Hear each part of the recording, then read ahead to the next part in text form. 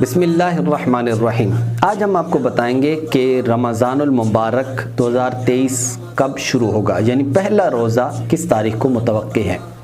یاد رہے یہ تمام تر علم فلکیات کی تحقیقات ہیں۔ شریعت کا مدار یہ رؤیت ہلال پر ہے، یعنی اگر شرعی شہادت مل جاتی ہے کہ چاند نظر آ گیا ہے تو پھر اس لحاظ سے شریعت کا حکم لاگو ہوگا۔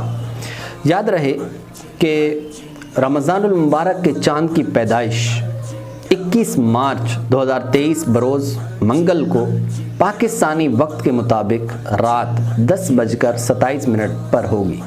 اگلے دن 22 مارچ بروز بدھ کو کراچی میں سورج شام 6:43 پر غروب ہوگا اور اس کے 47 منٹ کے بعد چاند غروب ہوگا، یعنی چاند افق یعنی ہورائزن پر 47 منٹ تک رہے گا۔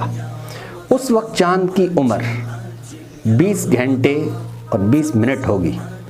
غروب آفتاب کے وقت چاند کی افق سے بلندی، جس کو ہم مون الٹیچیوڈ کہتے ہیں، 10 ڈگریز ہوگی، اور چاند کا سورج سے زاویائی فاصلہ یعنی اینگولر ڈسٹینس 11 ڈگری اور 30 منٹس ہوگا۔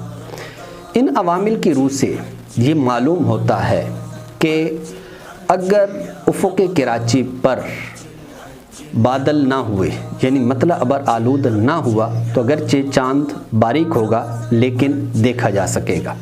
رمضان المبارک کا پہلا روزہ 23 مارچ بروز جمعرات کو متوقع ہے۔